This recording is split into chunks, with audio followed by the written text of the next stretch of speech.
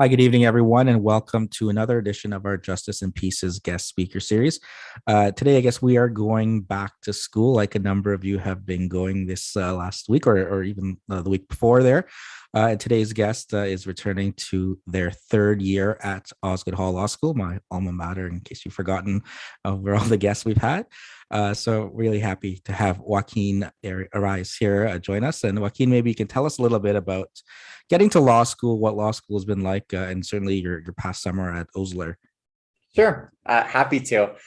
Well, first of all, thank you for having me, JP, and hello to everyone who's watching.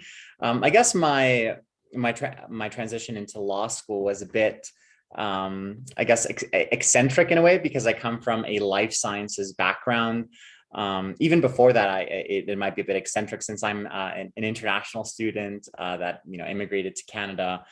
And so I guess maybe let's just start at U of T. I after high school. Okay, maybe we should start a bit before that so that it all makes sense. So I was born in Ecuador and actually did primary school in Canada. But then for high school, I came back to Ecuador and I studied at an international school in the country. And so when time to go to university came around, my mom, she told me, you're Canadian, right? And I was like, no, I don't know that because I guess I was in primary school, so I didn't really know that, we ultimately ended up getting a citizenship. And so obviously the tuition difference between Canada and the United States is pretty massive. And so I ultimately, after I got into U of T, I really opted into going there. And then I studied biochemistry and immunology more than anything because the two people I admire the most in my life have been my grandfather, who's a doctor. And so I was trying to go in that route, but my mom's actually a lawyer. And so throughout my life, I sort of struggled whether to sort of go down one path and go down the other. And so I chose medicine during undergrad and then just completely did a 180 when applying to grad school because I really enjoyed sort of the more lawyerly activities during my undergrad. I was the president of the immunology students and I was the president of the biochemistry students and I did a model UN. And so I really liked debating and sort of the more extroverted aspects of university, and going into medicine or into science is a bit more of an introverted professional path. And so I decided to opt for law school. And then I got into Osgoode and I'm not really knowing what to expect. And I really loved the experience. It's very different, right? Coming from a science background, you are asked to memorize, metabolic pathways and how to draw proteins and stuff. And then in law school, it's about arguing and about sort of, putting your best foot forward, and sort of it's more fluid in that sense. And I really enjoyed that aspect of law school. And yeah, I loved first year at Osgoode. The thing that I loved the most probably was being part of the a pro bono IP clinic, intellectual property clinic, which sort of gives intellectual property services to fledgling inventors and entrepreneurs in Canada. And just being thrown in first year law school to help these people is just so cool. And just having that ability to really feel like you're making a tangible difference was really awesome. In my undergrad, I worked at sick kids. I worked in antibiotic development and diabetes, and that was so super cool and really interesting. But for me, on a professional level, I feel like I was lacking that personal aspect of sort of like talking to people. And then law school was like a lot of talking to people, and so I really enjoyed that. And then let's see. Then I did first year, obviously very stressful time for most people, just because a lot of your professional success is riding on doing well. And of course, there's people who don't do well and then just do amazingly well after law school. So it's but of course the pressure is there, and so I as Michael was talking about, I did apply to the 1L recruit and I got a couple of interviews. And after getting to my second interview, I was like, I'm going to get a job. And then I didn't get a job and I was devastated because obviously you put so much on it's such a great opportunity to have a 1L position. But in retrospect, it was awesome because I ended up at this great firm during my second year. But during first year, after not getting a job, I applied to some alternative sort of job job places, and Osgood has this program in conjunction with the law firm McCarthy to Trolt, where you can work in-house. And so I actually, for my first summer, I worked in-house at Sinai Health, which is the second largest hospital in Canada. And it was during the middle of COVID, which was very interesting. And so everything turned out really well in that respect. Like really cool to sort of deal with all of the legal issues that arose as a result of COVID, and sort of like being able to wake up and feel like you're doing something to help the ongoing pandemic. So that was my first year summer. Then second year summer was pretty cool too.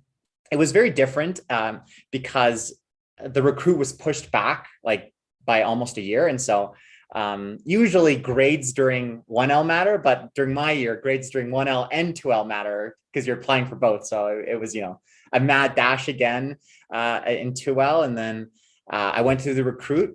The recruit was a bit easier for me, I would say, because I was chosen to be a part of one of the mooting teams at Osgood for the VIS International Commercial Arbitration Moot. And the coaches for that moot were Osler attorneys.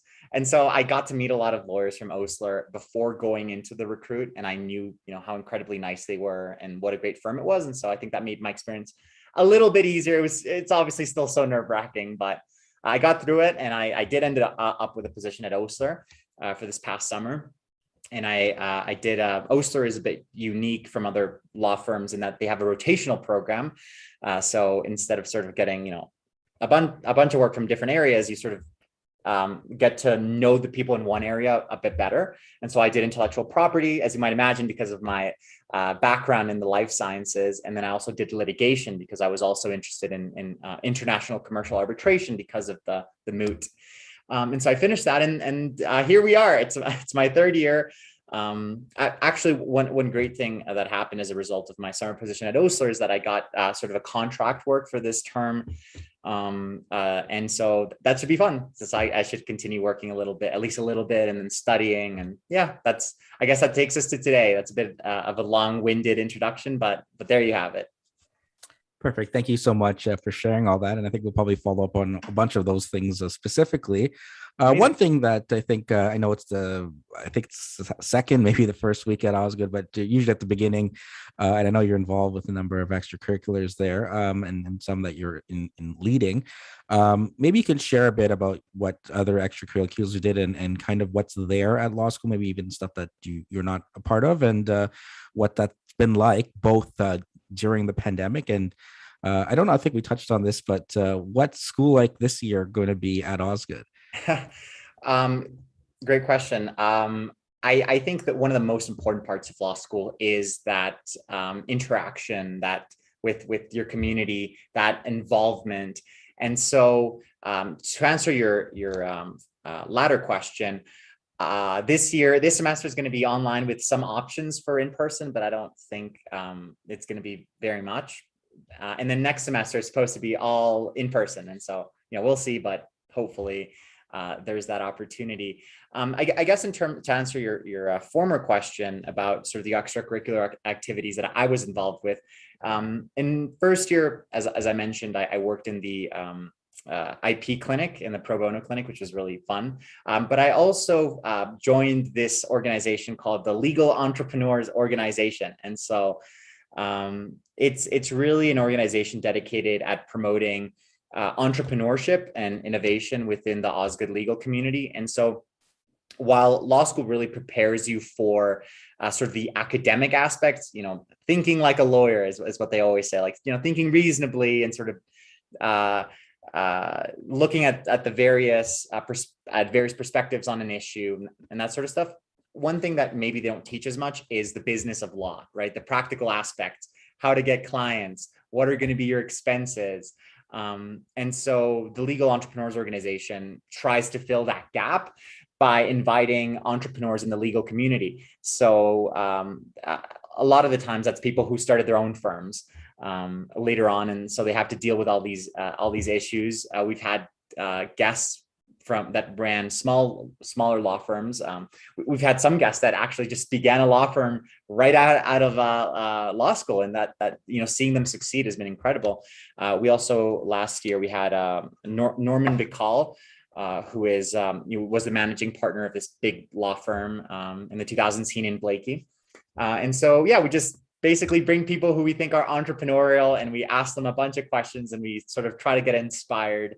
So that's the Legal Entrepreneurs Organization. But there's so many organizations during law school. I would definitely, during first year or second year or third year, get involved with one of them, especially during first year, though, because one of the ways that you're going to get that natural mentorship that is so important for success is building those connections with executives, especially during COVID, right? Like you have to be very purposeful in making those connections. During my first semester of law school, it was in person, and so you could just talk to the person right next to you, and then you'd have a friend or you'd have a possible mentor when you talk to the upper years. But now you have to be a lot more purposeful and really seek out this extracurricular involvement. And yeah, there's tons of organizations. I went to many events depending on what I was interested in.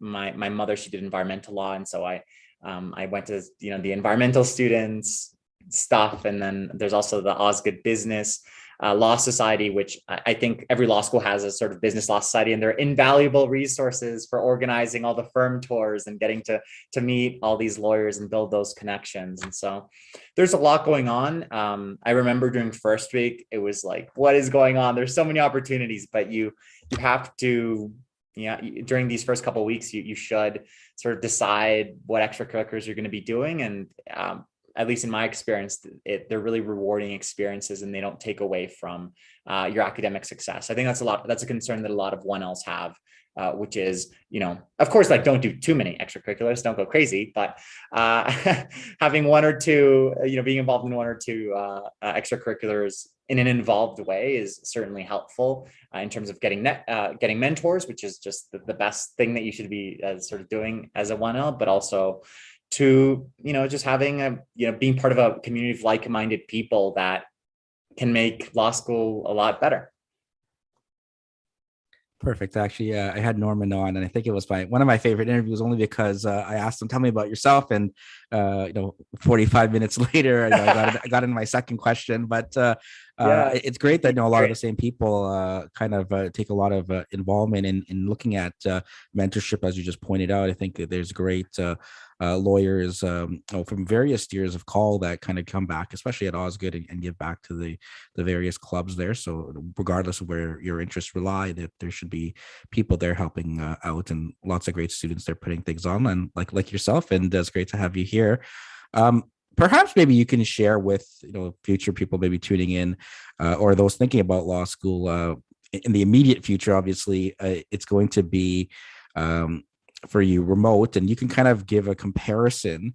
And you've kind of talked a little bit about turning to someone to your right there, but what is it like in terms of your second year now with let's maybe just look at just studies itself. Maybe we can certainly talk about OCIs and all that later. But how did you find, what kind of advice maybe you can share for those starting who were hoping, especially probably they enjoyed the summer, unlike last summer where you couldn't really do much, and they're like, oh, we're still online. What's happening here? What got you through your second year on Zoom, Zoom Law School, and what can you share for incoming 1Ls about that process? Yeah, so it is something that we've all sort of gotten used to. Maybe we don't haven't formed the best habits around sort of Zoom, and I don't think it's ideal, but I guess just getting back to the sort of core of your question, I think in order to be successful on Zoom, online, you have to be even more organized with your time, even more sort of disciplined than you would otherwise be. During first year, I remember I was in person, and I was so much more productive by going to the library and just like looking at all the colleagues around me. And then I would feel bad if I was on social media. And so that having that environment, that like school environment to be around is, I think, really helpful to put yourself in that mental state to do well and to like focus on your studies. And so, yeah, the biggest adaptation for me was like learning how to work effectively from home. And I think that's such an important skill. And so it's something that it's not all bad, because I do think that the future of the legal industry is going to be a bit more of a hybrid model. There is going to be a bit more flexibility with people working online, or at least from OSA, that's what what I've heard from my other colleagues at other law firms, that there's going to be a bit more flexibility in terms of that, because there are advantages to online classes. For example, last year I was able to, while I have a lot of family in Latin America, right, because I grew up here, so I was able to do law school from Latin America and see family, and so that's definitely a benefit. I know a lot of people that were able to stay with family and didn't have to commute, and so there's a lot of great things about online. But yeah, you have to be a bit more focused. You have to maybe cut out a bit more of those bad habits that we all have with being at home, and sort of, when no one's looking, you can sort of like spend your entire day, doing maybe things that are not very productive. And so, yeah, it just takes a bit more focus. And then the networking aspect of it is just, you have to be a lot more purposeful now. You really do. And for me, I don't know, I guess everyone at the beginning of law school is a bit more shy, I would say, with like reaching out to people. In my experience, the legal community is just really inviting. Upper year students really want to help you because they were just in your shoes. And so, for anyone else listening, you really should not feel bad about reaching out to people. People are more than happy to spend some time with you. And it is an industry where it is about networking, and it is about really meeting people. And that's one of the most beautiful parts of being a lawyer. And so I think starting early is good. And especially during COVID times, during Zoom times, it's really important to be a bit more purposeful with your networking, and don't be shy about it. So I hope that answered your question. Yeah, I mean, now let's maybe go back. Actually, I should have probably inverted the order here, but let's go back even before. There are a lot of undergrad. I know there's a number of organizations I've spoken to over the last few months that helping to connect pre-law students with law students and lawyers, and especially because, again, you have a unique background, which before, when I went to law school, was going to do like history and political science, and that was the path, right? But I mean, there's so many different paths, and something I'm stressing to my paralegal students, to law students.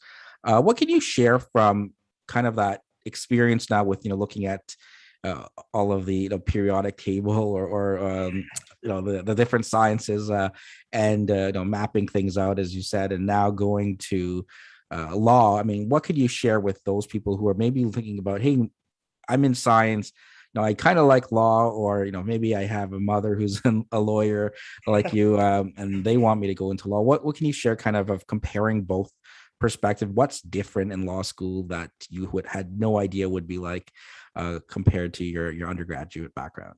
Yeah. That brings back a lot of memories right now with my undergrad. And to be honest, I think that in any professional field, the key to success is really working hard, like dedicating yourself to what you're doing, and then also working in an intelligent way, sort of not wasting your time. And so a lot of the skills that I gained from undergrad, in terms of sort of, I think one important thing for all science students is that it's not as daunting as it might seem. I think that reading complicated texts during science, like during law school, you're going to be reading about a lot of really complicated ideas, and you're going to have to be able to go through a lot of reading and sort of distill that into what you need for the exam, or what you need for life. And so I think there are a lot of transferable skills from any background into law. I love that it's an area where some of my colleagues did masters in engineering, and some in computer science, and some in business. It's such a rich area that you have so many classmates from so many different areas, and it's really exciting. So I definitely, when I was applying, I felt a bit bad about my background, because it wasn't maybe the most traditional sort of background for law school. But it sort of, at the end of the day, it's going to come down to applying yourself to what you're doing, right? And falling in love with what you're doing. And if you fall in love with what you're doing, and if you can tolerate the long work hours sometimes that it takes to understand things, once that learning curve, if you really apply yourself, you're going to do the best that you can. And So I wouldn't be dissuaded, but like content wise, it is very different, right? Like it is very memorization based. I remember for all my courses in biochemistry, it was just flashcards, flashcards, flashcards, flashcards all day. How do these, what does this part of the body do? What's this metabolic pathway?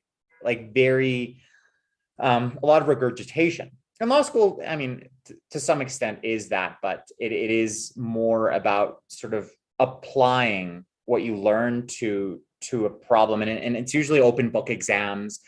So it's not really about memorization at all. It's more about being able to understand, read something, understand it, and then apply the law or apply something else to it.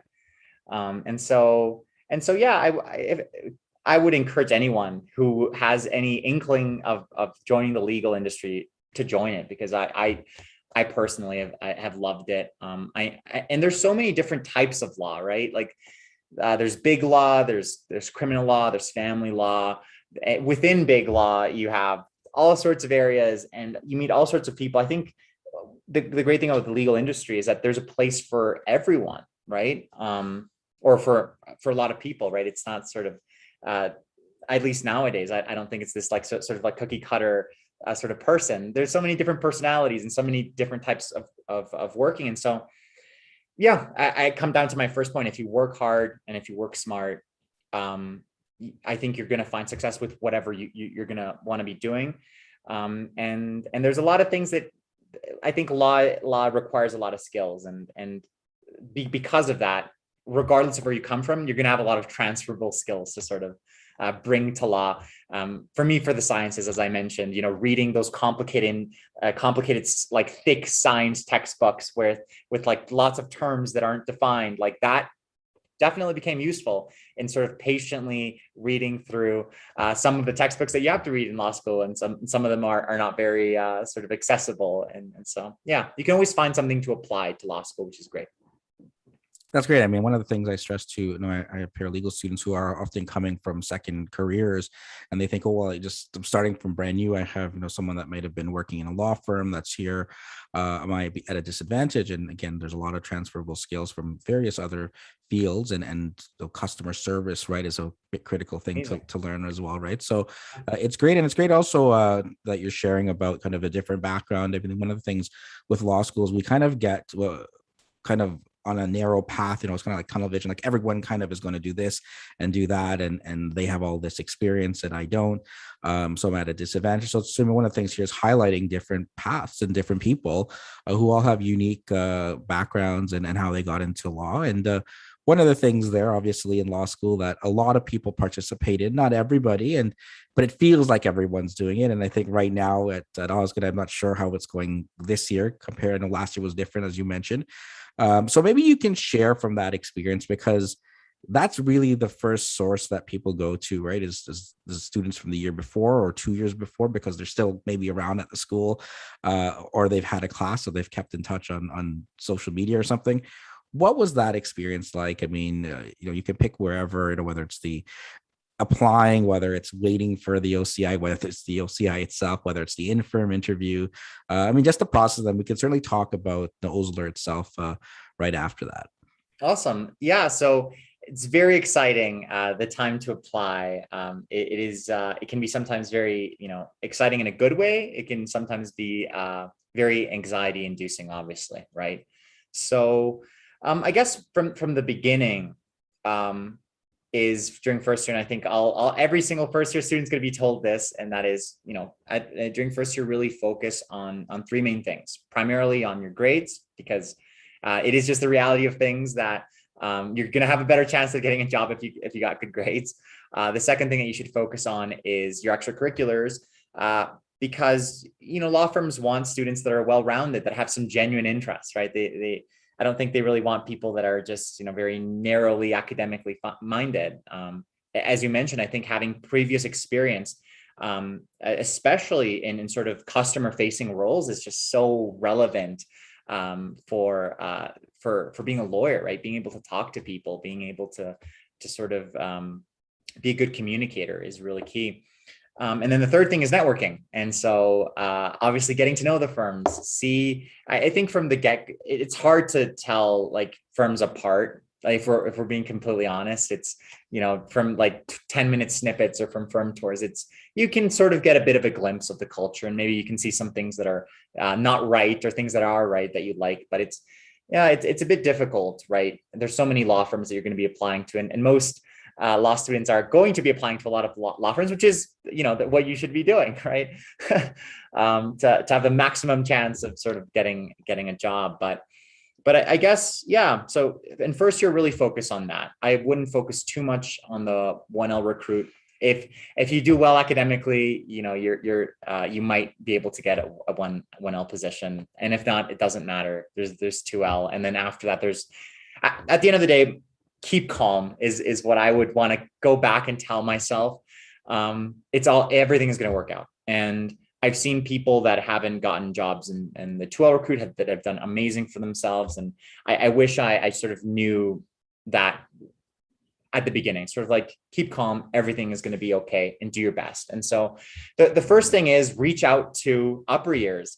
For me, the best resources I had are upper year students who gave me their resumes, who gave me their cover letters, who gave me advice on what I should be putting in my application package.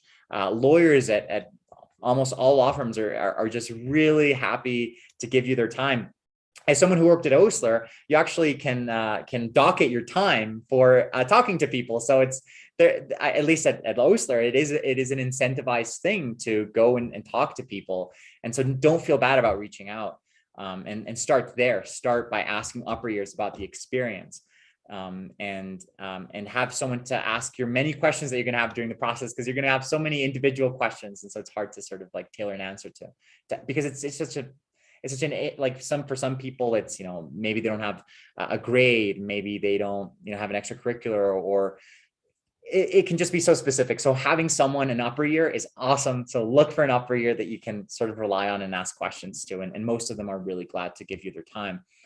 Then you create your application package. Have a lot of people go over it. I remember I was really embarrassed about showing my application package to anyone, right? But I don't. This year, I actually, one of the persons I'm mentoring, what she did is that, and this takes an incredible amount of bravery, but she created a Google Doc with all her application materials, and she just sent it to a bunch of people. And I'm sure her applications could be amazing, because she's going to have so many people having looked at it, and giving her advice on it. And so, like get a lot of, use the resources at your law school. There's some incredible professionals there that know how it all works. And so, yeah, take advantage of it and then apply. I would say in terms of applications, in retrospect, you always apply to too many firms, but at the moment it just seems like, you want a job. And so you apply, but definitely like reach out to firms before you apply to them, show like that genuine interest, understand the student programs well. So that's one thing that I would start with. And then I guess for preparation for all the interviews, what I started with, which was terrible advice, so don't do this. And it was on the right path, but I Googled like the top most asked questions, which is something you definitely should do, because every question you'll be asked will be a sort of a subset of the first, like, of the 20 most asked questions. So definitely do that step. But then what I endeavored to do is like write these essays about how I'm going to answer that. And that's bad advice. Because interviews are so fluid. And so the best advice in terms of preparing for an interview, I would say, is practice with someone, practice with a colleague. I'm very lucky to have my wife, who spent many hours practicing with me, asking me those questions and asking me follow-ups. And so that's going to allow you to be natural, be fluid. And then when the final process comes, like OCIs, there's a lot of stamina involved there. Make sure you get a lot of rest, because at the end of the day, you're going to be very tired. I think I don't know how the recruit is going to be this year, but in Zoom interviews, you have to be even more energetic than usual. But of course, like, show interest in the job that you're applying to. Don't sort of force someone that you're not. Obviously put your best foot forward, but don't sort of pretend to be someone that you're not.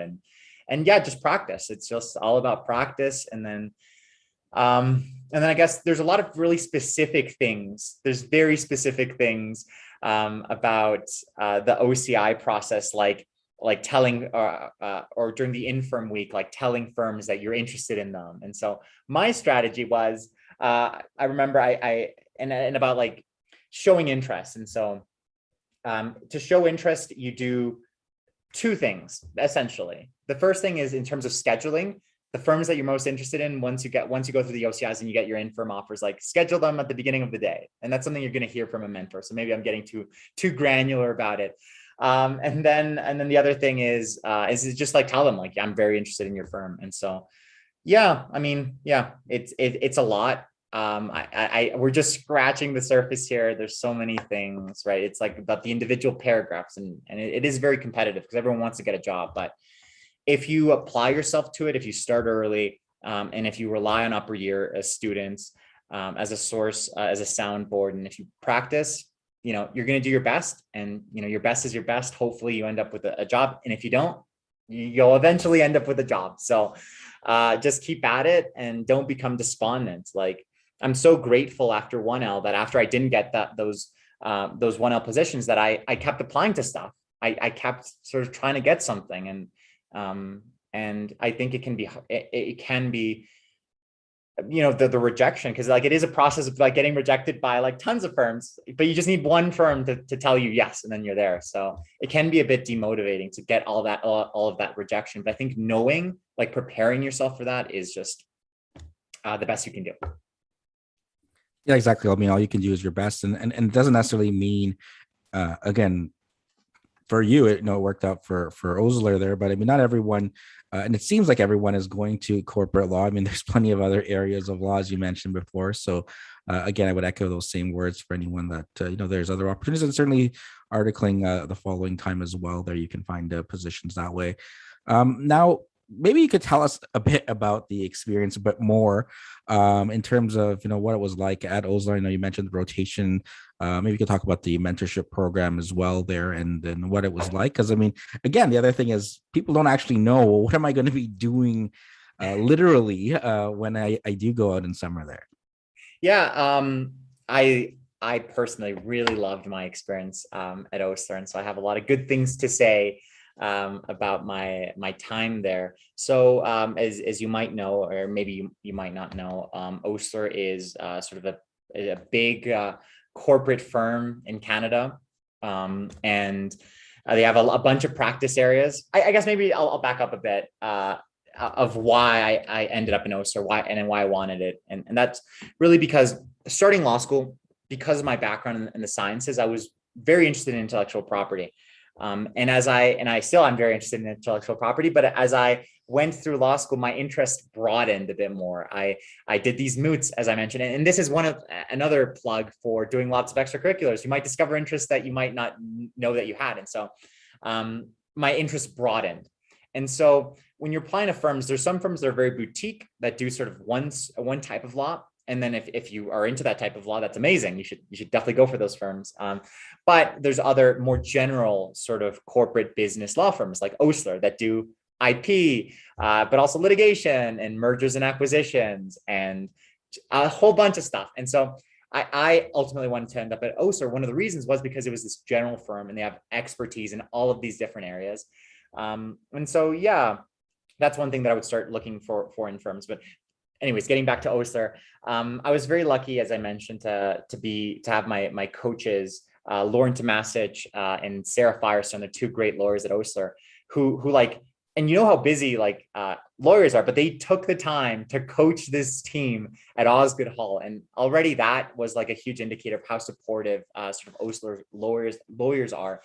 And then they were all very nice, and so I really liked them, and so I definitely was dead set on applying. And then I guess during the interview process, they were just incredibly nice. One thing that really stood out to me during the interview process, speaking of, is a lot of firms after the formal interviews invite you to like cocktails, which are like further interviews. But Osler didn't do that, and I really appreciated that. Instead, they actually hired some career counselors to speak with us, like on an anonymous basis, to help us through the process. And then, I mean, during that interview week, I was like, wow, Osler really cares about the success of the students. Of course, like having these cocktail things are nice and all, but after, interviewing all day and then like continuing the interview and like into the late hours, it is a bit much. But anyways, getting back to my experience during the summer. So as I mentioned, I rotated through the intellectual property rotation and the litigation rotation. You get to choose your rotations. And I think some people might have, might not like the rotational system. I do know that a lot of firms, they sort of sell themselves by saying, you can get work from anywhere. But I personally love the rotational system because you really get to meet people in a practice area. And with these big firms, sometimes like if you're just thrown into the midst and not have like a special group like that you're responsible for, it's hard to get to know like the kind of work you do in intellectual property or the kind of work that you do in litigation. I think by having that rotational program, you're ensconced in that type of work.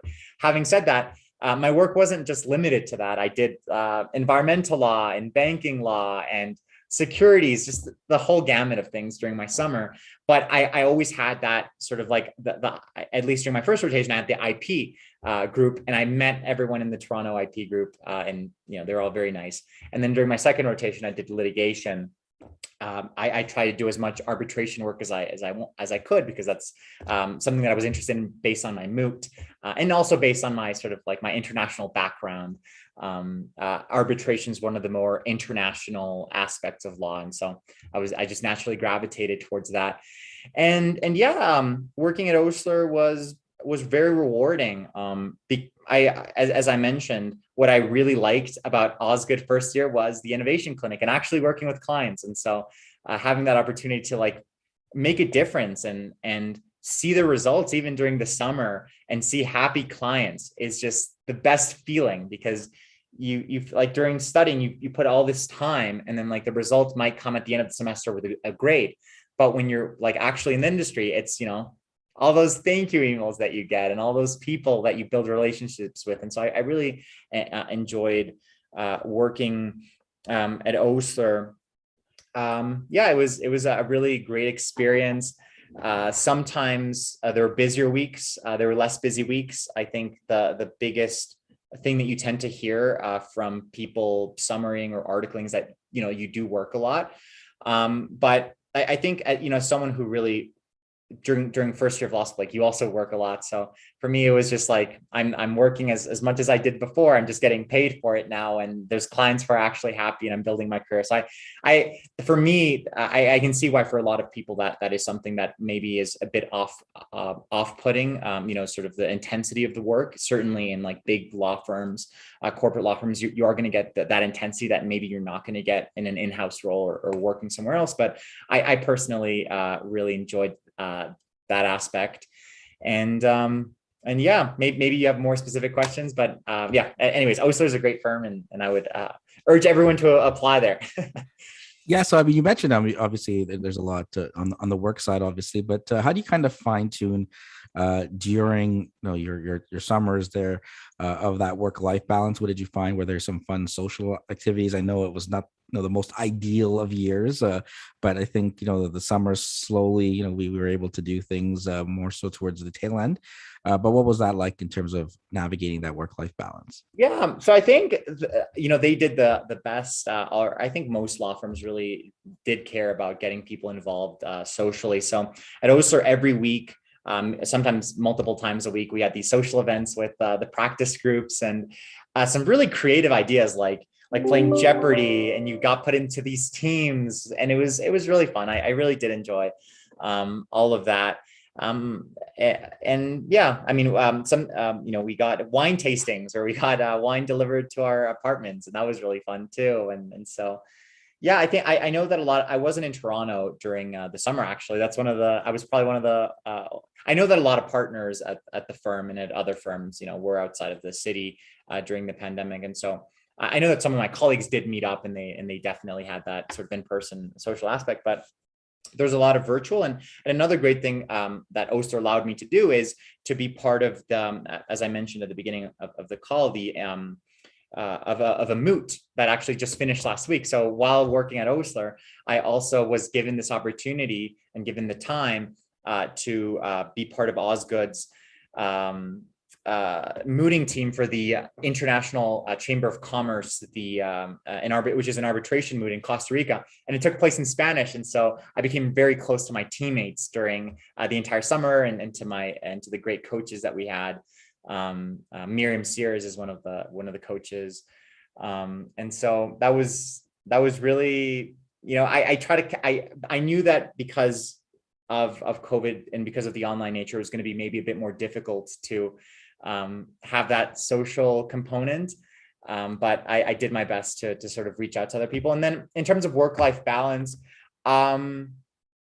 I definitely set hours for myself to be at the desk, and also set hours to not be at the desk. I think that the flexibility that COVID provided, or at least online work provided, was awesome sometimes, because sometimes you're really tired and you just kind of need to take a nap. And if you're at a big firm, it's hard to do in person, right? But since you're docketing your time, you can work a bit later, and sort of, I really enjoyed that flexibility. Yeah, and sometimes it's just really busy, sometimes it's less busy. But one of the things is that, and they emphasize this a lot at Osler, is sometimes you have to say no to work, and you have to give it to your colleagues, right? And so, yeah, that's an ability that every law student should learn. And at least at Osler, there is the understanding that everyone is very busy, but some people have a bit less work, and so your colleague should be able to help you out with that work when it just gets too busy. And just relying on other people is really an important skill, and knowing your limits. And sometimes it's hard because there's a lot of interesting stuff being thrown at you and you want to take everything. And I definitely sometimes take on too much. I think everyone does sometimes, but in terms of work-life balance, I definitely try to prioritize my weekends. If I could get work done during the weekdays, I got it done during the weekdays. And I know that some of my colleagues are the same way. Their weekends are sacred almost, right? It doesn't matter if you have to work a bit harder on Friday, but having that full day of rest is just really, really awesome. I think during at all moments, but especially during Zoom times, taking care of your physical and mental health is really important. So, running sometimes, going to the gym, going on walks, really, really looking at your physical and mental health, and really paying attention to that is so important for your professional success, obviously, but just for your own well-being and happiness. So yeah, you just have to prioritize your well-being. Oftentimes that means maybe giving work to some colleagues that maybe have a bit less work. Sometimes that means sort of allocating time for breaks. And I'm a big advocate of sort of trying to get all the work that you can done during the week, so that during the weekend you're not working. It's kind of miserable if you're working every single day. And sometimes you're going to get busy and you're not going to be able to enjoy your weekend fully. But I think if you organize your time well, that's going to be that's not going to be very often. And also depends on the practice area, because I know that there's some practice groups that are just so busy, and then there's some other practice groups that maybe are a bit less busy. So it's there's a randomness component, but yeah, you at the end of the day, you have to prioritize your well-being. Great. Now, kind of a good segue there. You talked about mooting there, and certainly I have students who are just starting, and I want to slowly introduce them into the various undergraduate and college competitions there. Maybe you can share kind of what got you into mooting, and what it's like, and any kind of tips there in terms of, I know you've done a couple there, and one in Spanish, it sounds like, or I wasn't sure if you were doing it in English and they were doing it in Spanish, but what were those experiences like, and what you can share for my students who are maybe thinking about doing a moot or a mock trial, what that experience was like, and what did you learn from it? Super happy to. So I loved mooting. Everyone should do at least one moot. And during law school, there's there's a lot of opportunities, even during first year. Law firms like to see that as well. So if you're interested in getting those law firm points, you should also look into moots. But essentially, what a moot is sort of a mock sort of trial almost. It depends on the type of moot. For arbitration moots, it's a bit different. But from my understanding, they all have the components that there's this hypothetical case, or sometimes it's a real life case that you have to study, and then you have to take a side. In a lawsuit, you have the two sides, and then you have to write. Make some legal argumentation based on writing, and so that's going to involve doing a lot of research on the law and putting your bet and a lot of research on the hypothetical case that you're arguing.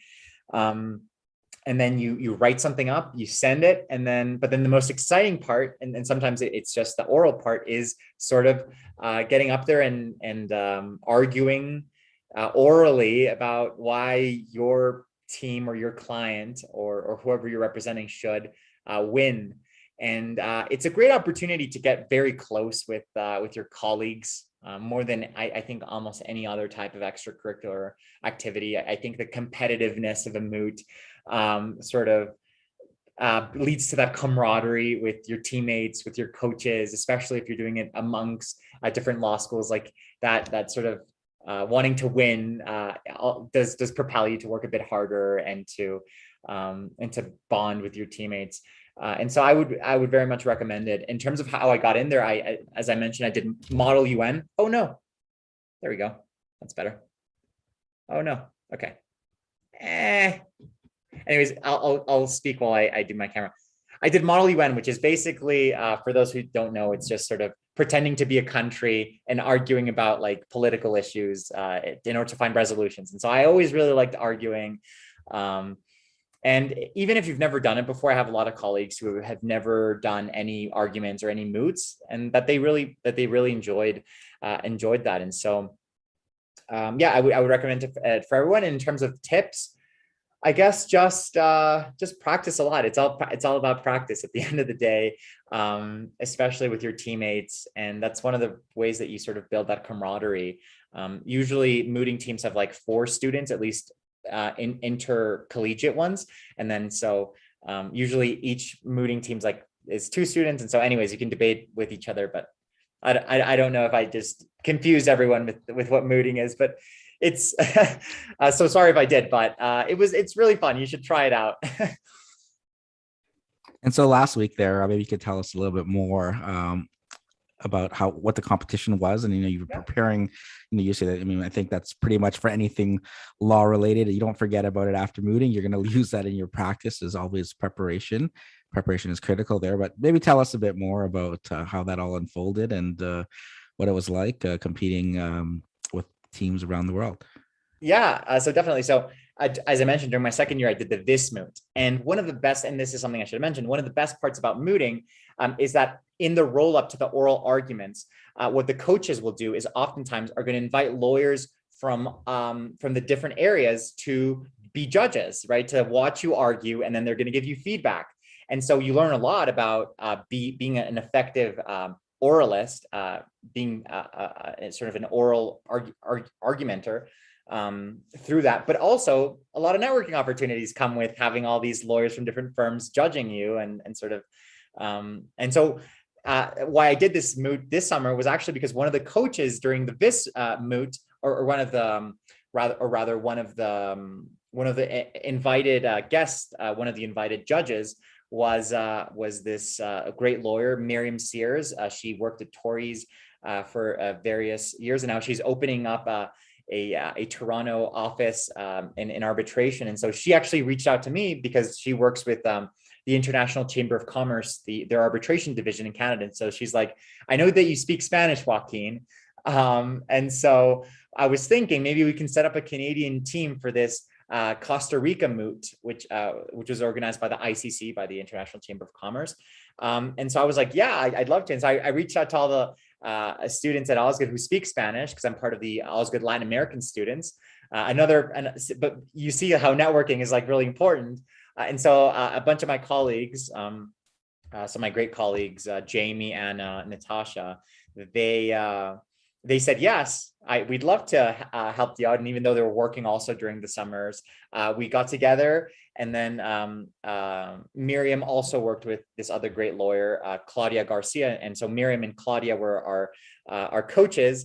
And the entire movie was in Spanish. And so we prepared during the summer. We wrote our legal arguments. There was this hypothetical case about beer bottle production and gone wrong. And so it's really fun, these movies. Like, you get into the nitty gritty of sort of these very niche topics. You learn a lot about that and about the law in those areas.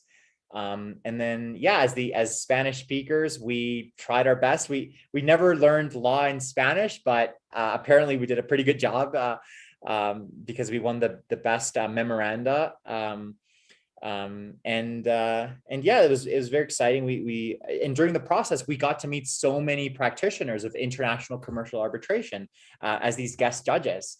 And so that's great. Like, I'm having coffee with one of the people that we met like next week. And so, great networking opportunity. And then during the final week, because of Zoom, we did it all through Zoom, and we competed with teams mostly in Central America. We were the only Canadian team. We're the only primarily English speaking team, but we wrote our arguments in Spanish. We argued in Spanish. We got to the semifinals. Sad that we didn't win the entire competition, but because I think we did a phenomenal job because of the dedication of everyone. But yeah, it was really awesome to meet all these lawyers in like different countries that are studying civil law, not even common law, and argue in Spanish. It was just wild. It was really fun. Yeah, just really fun event to meet people, right? Like law, I feel like if you enjoy meeting people, talking to people, building those connections, you're going to be a good lawyer, because that's a lot of the profession. And so, yeah, it was really fun. I'm sad. You always feel sad after one of those moots is done, because you dedicate so much time, and you spend so much time with all your teammates, and then it's just over. And so I have a bit of I don't know, a bit of nostalgia for last week, but yeah, it was really fun. I really loved it.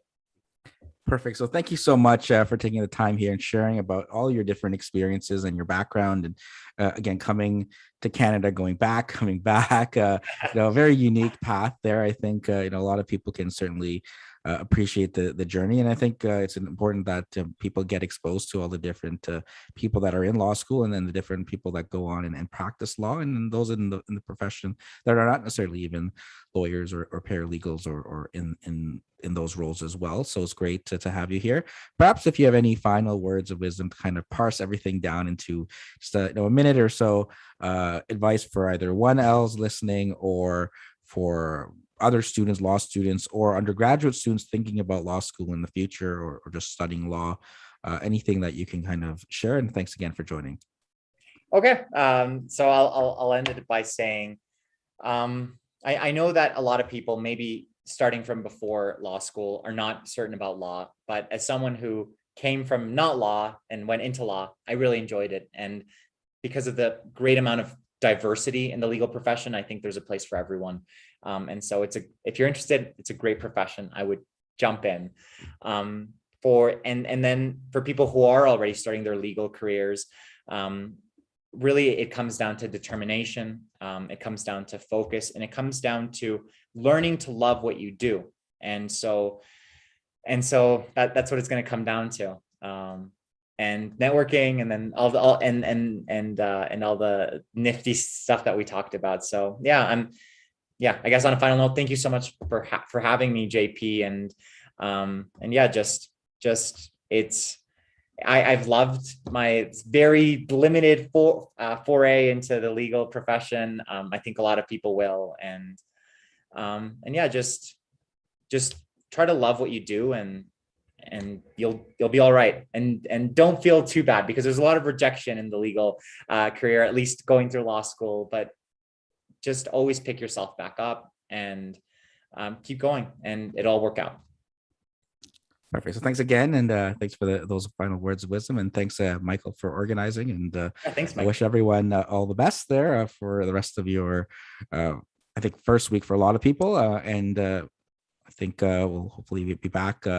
We'll be back. I know for those who've kind of been tuning in for a while, I know we took a little break. We used to be every day there, and I think we're getting back into it now here in September because I got a bunch of new students. So hopefully in the next few days there will be returned to someone every day at 5 o'clock, and hope you can tune in and listen to people like yourself there, who have shared great advice. Like Norman, there, I'm going to go back and listen to see how many questions I did get in there. But it's always, I think, for everyone listening, for some for the first time, there's so many different people. I mean, I probably had like 400 in the last year and a half, and there's easily another 400 off, that I'm not even thinking of, thousands more that, they all have a great story. And I think it's important that when you want to enter into the legal profession, wherever you are on your stage there, is that there's somebody who has something that's going to resonate with you. It may not be sometimes it's not even in the field you may be thinking about, right? I mean, you may be thinking, I'm going to be a corporate lawyer, and then